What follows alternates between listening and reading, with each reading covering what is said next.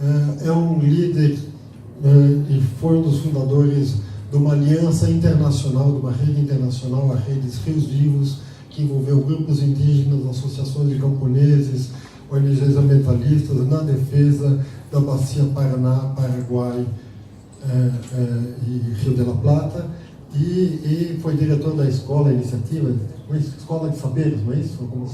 Centro de Saberes, e portanto eu acho que muito contribuirá para esse debate. E eu só queria fazer esse comentário antes de passar a palavra. Talvez da apresentação agora com a Gaeli, aquilo que já estava diretamente e indiretamente nas apresentações da Satoko e da Mara, nem tudo que é legal, ou seja, do ponto de vista jurídico, é justo. E nem tudo que é legal, talvez, ainda é adequado. Portanto, na busca de acordos globais em água, nós temos que procurar, sobretudo, aquilo que é justo e é efetivo do ponto de vista ambiental e social, e aí transformar o texto legal em função do que é justo e do que é necessário. Oscar, qual a palavra? Muito obrigado, Rubinho, amigo de tantas lutas, companheiro. Bom, eu, na verdade, de repente, eu queria falar até em espanhol, porque, como falamos aí no Fama, de repente, falar de uma coisa tão importante que é a vida mesmo emociona.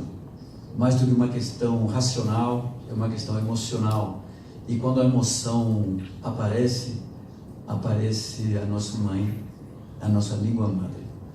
Então, de repente, será que pode fazer em espanhol lentamente, para tradução para o inglês? Não? Bom, os brasileiros sempre falaram isso, que não entendem castelhano. Não, que isso. O Guarani, de repente, é uma língua do Mercosul. I can try if you're very slow. Ok. I can try. Ok. Me avisa aí se de repente... Can I be forgiven in advance? Ok.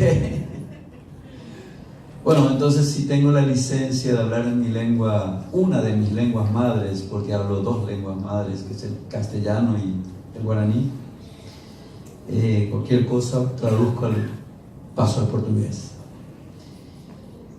Y quería empezar diciendo, este es un tema como tan difícil de enfocar, tan difícil porque hablamos, como recién decía Rubinho, de una cuestión tan formal que son las leyes para algo absolutamente no formal que es la vida misma. ¿Cómo es posible reglamentar y acordar sobre la evolución de la vida? Yo me pregunto, ni siquiera es posible gobernar las leyes que establecen mecanismos de gestión de la vida.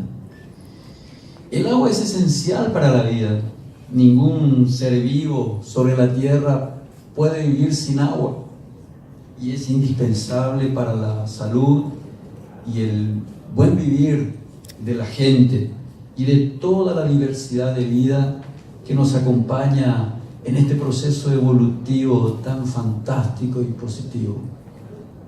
¿Cómo defender acuerdos? De verdad, no es fácil. Y no es fácil desde el punto de vista de quien alguna vez ha administrado leyes, porque como decíamos acá también, y lo dicen todos los grupos humanos de base, las leyes son profundamente ilegítimas. Precisamente porque los mecanismos de protagonismo en la propia configuración de la formalidad de las leyes, las culturas tan diversas, las formas de aproximarse a estos bienes comunes de la naturaleza, como es el agua misma, es como muy difícil. Por eso es tan difícil en el sistema de Naciones Unidas llegar a acuerdos. No simplemente es un problema de defensa de derechos de las naciones o estados-nación, que son divisiones arbitrarias del planeta, que no debieran existir porque no se corresponden con las fronteras de los pueblos las fronteras de las culturas y menos aún con las fronteras de los ecosistemas que nos dan vida. Es muy difícil llegar a ciertos acuerdos. Nos ha tocado tantos, Río, por eso hicimos los tratados alternativos a Río 92. Nos ha costado la Convención de Biodiversidad, la de Cambio Climático, porque en realidad, inclusive creo que nosotros debiéramos hablar con mucha seriedad de que existe una esquizofrenia total entre la formalidad y la realidad. Esto nos pasa ahora mismo. Acabo de venir de una moderación sobre mineración, fracking y agua. Por un lado, cuando hablamos de cambio climático, hablamos de una, más que moratoria, un abandono de las energías basadas en los hidrocarburos. Y por otro lado, estamos viendo las mejores posibilidades tecnológicas para seguir produciendo gas y petróleo fósil. Y estamos viendo que los peores desastres que el planeta hoy sufre son los efectos adversos y muy perversos del cambio climático. Entonces, es cierto, creo que estos dos acuerdos existentes sobre agua que aquí se mencionaron, uno sobre el uso y gestión de aspectos no navegables y el otro de las aguas compartidas, de ríos y lagos, ayudan a una gobernabilidad, pero dentro de la lógica de los estados que hoy están fallidos, dentro de la lógica del Estado que hoy está siendo claramente cuestionado en un proceso de desregulación. Entonces, ahí también hay un dilema aún no resuelto que tiene que ver con que debemos, sin embargo, darle mucha fuerza a las instituciones del Estado, porque de alguna manera es la democracia, la representativa que conocemos. De todas maneras, a mí me gustaría continuar diciendo muy claramente que el agua no se vende, el agua se defiende. Estos acuerdos son capaces de seguir esta lógica de la defensa del agua para la vida, o simplemente estamos viendo cómo nos distribuimos como si fuera una mercadería más. El agua es fuente de vida y por lo tanto la vida no es mercancía.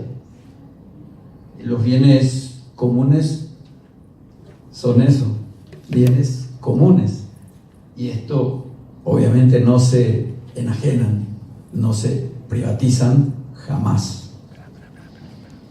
Como aquí mi amigo me da 5 minutos para un tema tan complejo,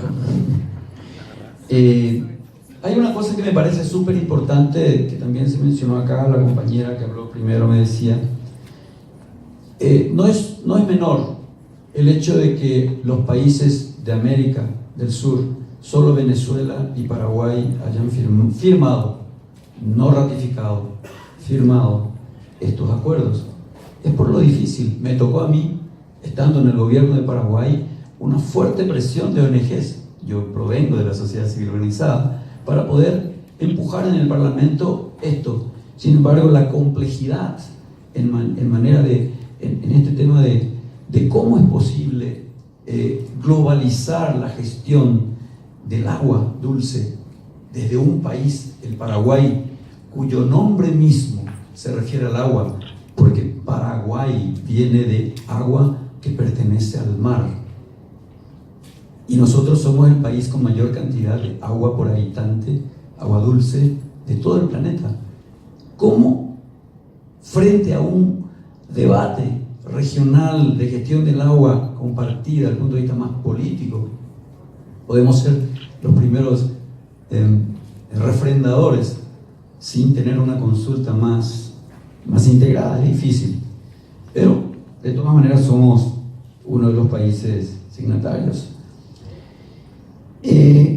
Una cosa que me parece importante es que tener en cuenta que la aparición de los bloques económicos comerciales, regionales, como configuración local de los procesos de globalización económica, está acompañada en este inicio de siglo con la aparición de una globalización de la problemática ambiental. Y esto tiene mucho que ver con un proceso de maduración, de alguna manera, del ambientalismo multisectorial de carácter internacional.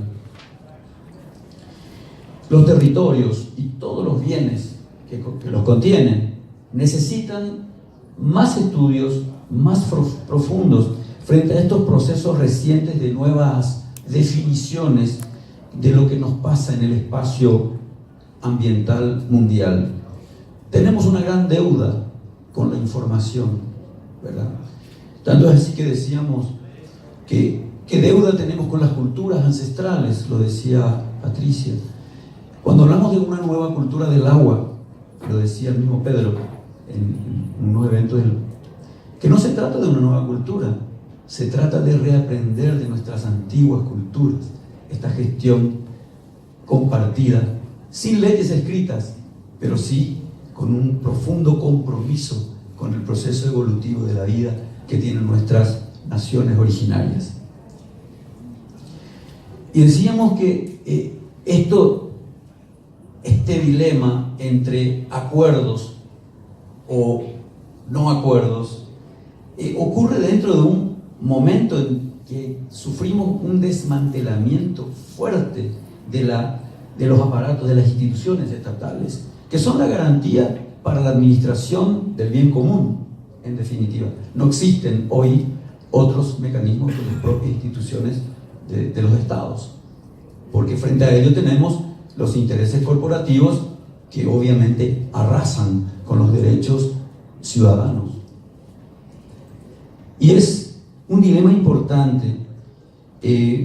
Necesitamos redefinir entonces el papel del Estado y qué pasa con el sector privado, sobre todo en lo que se refiere a los servicios fundamentales, como por ejemplo el agua potable y el saneamiento, que son dos dilemas importantes.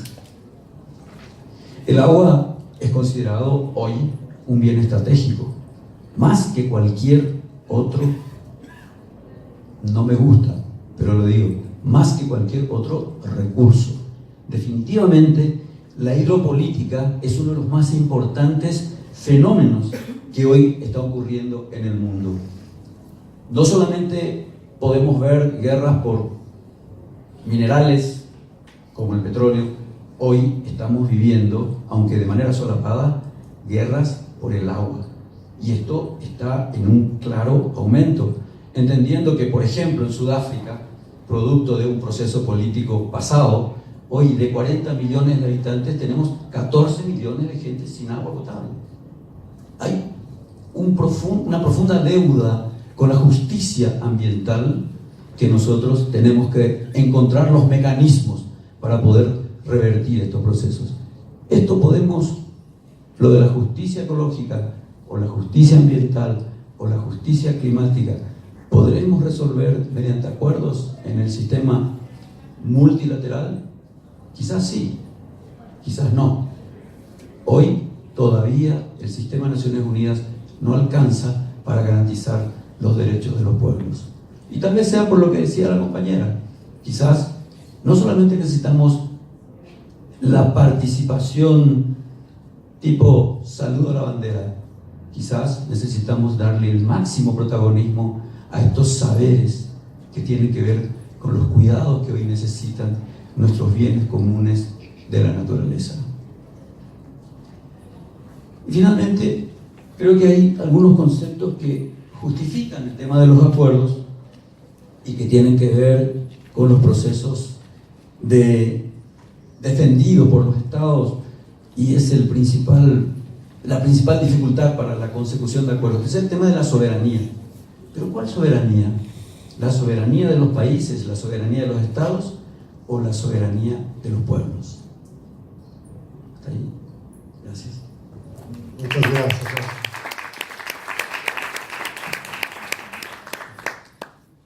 Eu disse na abertura que muitas vezes Eu participo já há quase 30 anos de processos de elaboração e de implementação de acordos internacionais e posso testemunhar e dar o meu depoimento que muitas vezes é depressivo e frustrante participar desses processos, porque como foi falado aqui pelos panelistas,